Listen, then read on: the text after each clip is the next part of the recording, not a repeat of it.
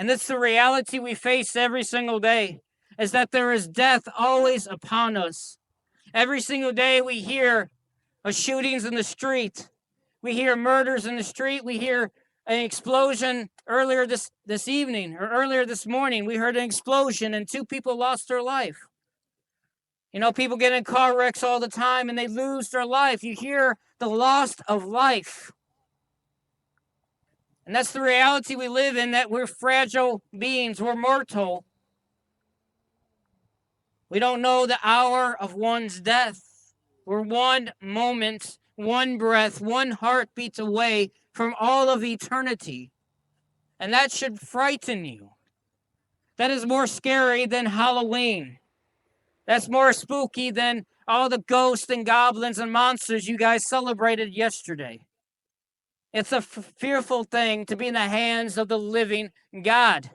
Now, why is it fearful to be in his hands, the creator of all things? Well, friends, we're all guilty.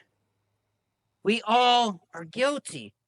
We all have sin. We all have transgressed in sins. We all have committed sins, whether through our actions or through our words, and even our thoughts. You see, that is a frightening thing, once again, that we all have sin. The wages of our sin is death, and this is why everything dies.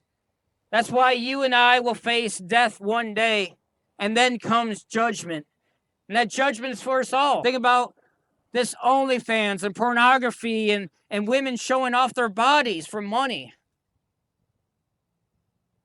Thou shalt not commit adultery. So anyone that's not your spouse, and you're looking upon them with an eye of sexual intent, well, guess what?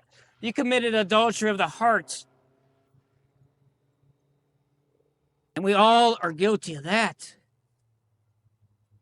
How about lying? Have you lied? Once again, we see the president candidates, they both lie. How about cheating and stealing? But most importantly, the worst of them all, blaspheming God. Like I said, we all are in the image of God, and by very existence, walk in this earth like God would walk, but yet we sin.